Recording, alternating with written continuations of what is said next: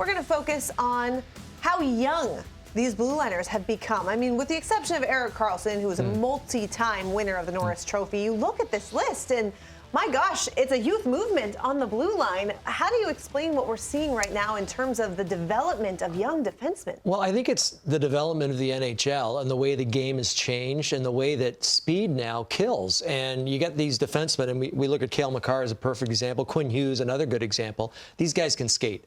And not only can they pass the puck out of trouble, they can skate the puck out of trouble. And that's what garners them a lot of these votes for the Norris Trophy. They control the game that way. And when they're on offense, obviously they're not worried about defending. Right. So you don't have to be a big bruiser. You don't have to be one of these guys who, knows exactly how to play a one-on-one. If you've got the puck, the other team doesn't. So you look at this list of guys, and there's a bunch of them, 25 and under. Adam Fox, of course, won a Norris Trophy a few years ago. I think the guy to really watch is Evan Bouchard. He's fourth on the left, the fine young player for the Edmonton Oilers. He had a great playoff run, and that does so much for your confidence. They made it all the way to the Stanley Cup Finals against Florida. They ended up losing, but those minutes he garnered, and he played a ton, that's going to help his development an awful lot. He was known as just a big shot when he came into the NHL, the Bouchard bomb, but now he's got more than the shot. I saw him breaking pucks out, taking hits to make plays. On the power play, he's a lethal weapon. Connor McDavid said it himself, one of the smartest guys he's ever played with. So when you put all those things together and the fact that he's had some success now in the postseason, I think you really flourish as a player. So watch for Evan Bouchard to maybe take that next jump. And it certainly helps him playing with Ekholm, another guy who's probably going to be in our top 20 tomorrow. Matthias Ekholm helps him an awful lot. Yes, he does. And like you mentioned, that Stanley Cup run, the experience that they had taking the Panthers all the way to Game 7 is only going to help him and company going forward. Another guy that stood out on that list to me is Rasmus Dahlin. We've heard so much. We talked earlier about the Sabres and what they need to do to take that next step. But Dahlin seems to get better and better every single year. What's the ceiling with him?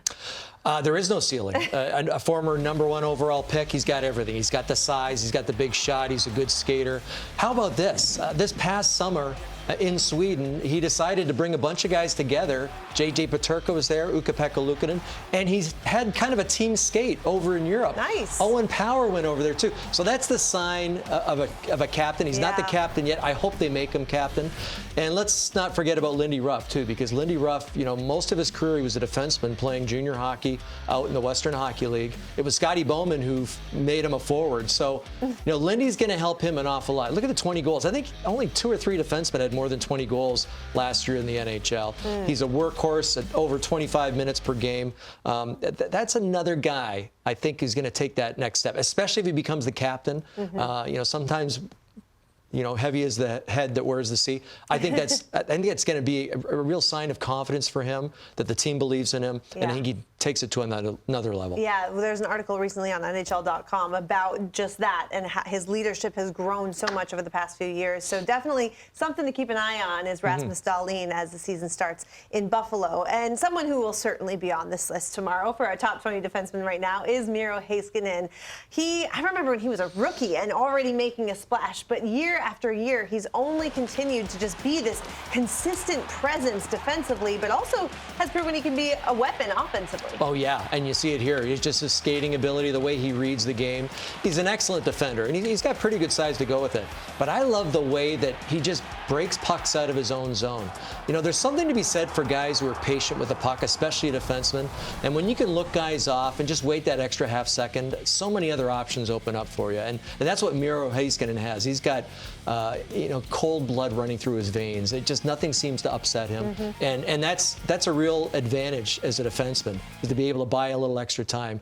That's what he does. And I talked about his offense. He's an underrated skater. Sometimes it doesn't look like he's moving very fast, but he gets from point A to point B in a hurry. So another guy to keep an eye on, certainly Miro Heiskanen. And it feels like he's been around forever, and he's still under 25, which is just remarkable. Again, this list that we're talking about right now involves young defensemen, and not a lot of guys are younger than one Brock Faber. And what he did in Minnesota this past year, nobody thought anyone could challenge Connor Bedard for the Rookie of the Year, but he was right there in the Calder conversation because of what he did. He garnered a lot of votes, and why not? He's got all those tools, and of course he starred in college hockey, and they wondered whether he'd be able to bring it to the NHL, and he certainly did. And he formed a special bond bond with his teammates, especially Kirill Kaprizov there, and he had himself a fantastic season. Now, he's got to take that next step. You know, obviously playing a lot of minutes for a rookie. When you're pulling down 25, 26 minutes a game, that starts to wear and tear in your body. But it didn't seem to bother him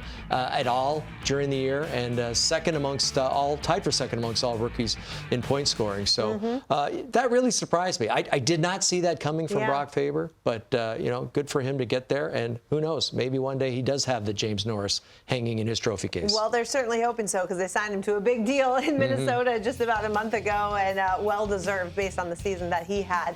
Again, here's the list of the young blue liners that we've been focusing on. So many to keep an eye on. Is there one guy on here who might even be a breakout candidate for you for next year? Well, I'm looking on the right side, Moritz Seider. And listen, he surprised a lot of people when he went 6th overall. What was it, 5-6 years ago? It was Stevie Yzerman kind of went off the board. I think he was ranked 19th as player to be picked, and he ended up going 6th overall. And Moritz Seider, you know, he's an old school hockey player. He'll hit you. He's got the big booming shot. He does a lot of things very well. It's just, you know, sometimes, especially on a young team, you tend to make mistakes. And he's made some mistakes, and, you know, that's how you learn. But I think this year he might be able to take that next step.